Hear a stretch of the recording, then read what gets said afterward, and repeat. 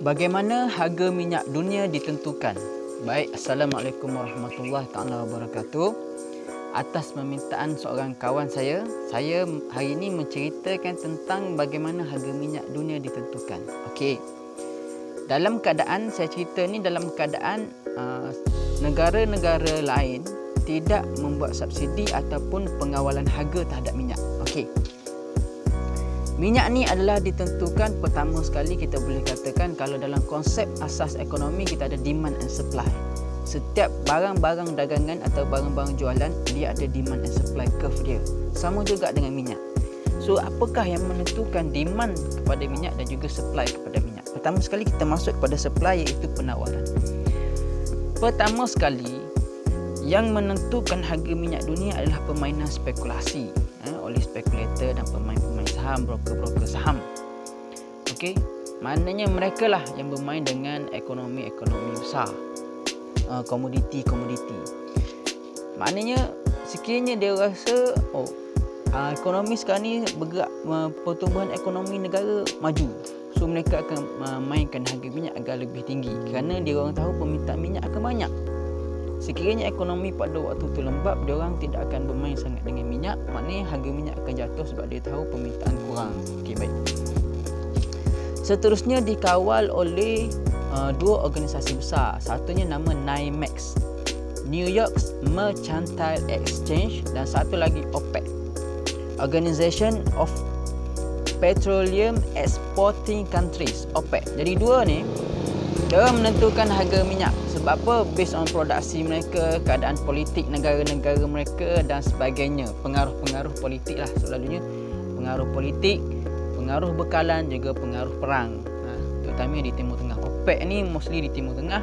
Dan kalau NYMEX ni di negara-negara barat. Okay. Seterusnya perbekalan dari sudut ketiga ni saya gabungkan dari sudut perbekalan dan juga dia punya simpanan. Perbekalan ni terutama sekiranya dia orang jumpa tempat baru ataupun teknologi baru.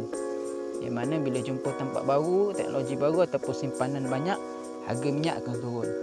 Tapi kalau contohnya tempat baru tak jumpa, teknologi masih guna kos yang tinggi dan juga simpanan tak cukup, harga minyak akan jadi tinggi kerana tak cukup bekalan.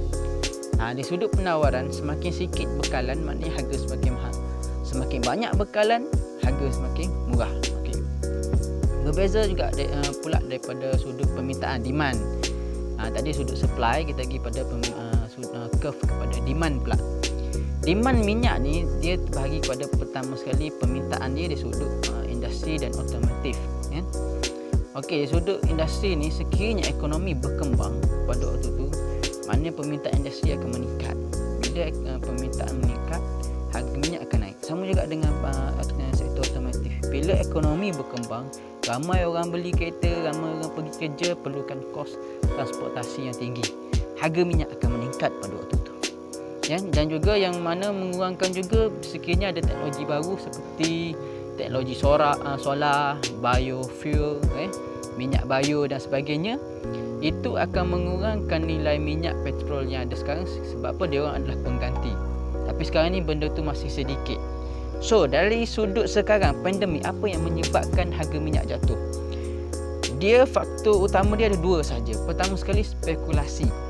Golongan spekulator dan broker-broker ni dia nampak ekonomi akan lembab pada waktu pandemik. So, dia orang dia orang menjatuhkan harga minyak ataupun dia orang tukar kepada komoditi lain ataupun dia orang mencairkan wang mereka kerana mereka tahu ekonomi akan jatuh dengan sangat teruk. Menyebabkan harga minyak jatuh mendadak pada waktu itu. Yang kedua dia sudut demand, kerana ekonomi jatuh, kerana ekonomi tidak bergerak, industri pun tidak bergerak, transportasi pun tidak bergerak, menyebabkan tidak ada permintaan minyak yang banyak. Bila tidak ada permintaan minyak yang banyak, menyebabkan harga minyak jatuh. So, itu saja penerangan yang saya ringkas. Semoga memberi manfaat. Wabillahi taufik wa hidayah. Assalamualaikum warahmatullahi taala wabarakatuh.